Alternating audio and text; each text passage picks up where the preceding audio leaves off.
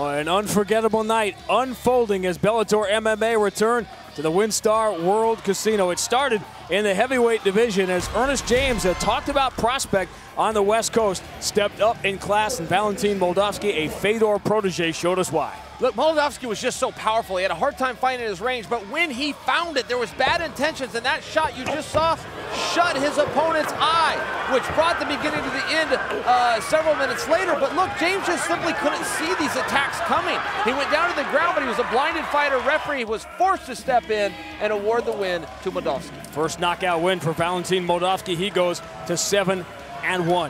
Fascinating style clash here between the wrestler Chris Honeycutt and the judoka and former BJJ world champion Leo Leite. I was not let down at all here. Look, Honeycutt told us all he was going to come out and use his kickboxing. A lot of us thought that that was just gamesmanship, but it's exactly what he did. The All-American wrestler never even attempted a takedown all night. Leite was a game opponent, but he was a step behind. I think that came with the age. They say you slow down a little bit as you get older. It did look like the more youthful Honeycutt just had a bigger output and earned the decision. All three judges go 30-25 for Chris Honeycutt, a big win for him, putting him back on the map at 185. All weekend, we were excited about Michael McDonald and Eduardo Dantas. It was a firefight, but boy, it didn't end the way we thought. Oh my goodness, look, this one was 30 seconds, a minute. I'd have to go back and look. McDonald set him up with a kick, knocked him down, but it was this swarm. And later, we got the rest of the story that when Dantas fell backwards, he actually rolled. Very damaging. I can't guess. You can see it right there on the replay. I can't guess whether he hyperextended or possibly broke something, but the bottom line is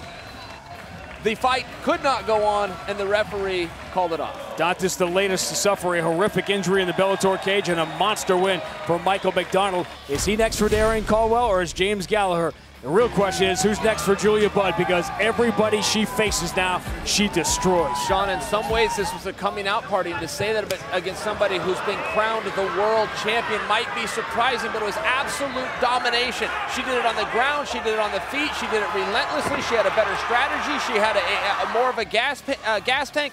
Right here, Julia Budd delivers a big knee. Nogueira takes it to the ground. I'm convinced partly because of the shot, but also because the rules change once you go to the ground. Sets up with a kick, drops her with the power right hand, swarms her, and the referee, Jason Herzog, is forced to stop the match. A third-round TKO win. Julia Budd's won 10 in a row, a 7-year win streak. For the latest news and information, log on to Bellator.com.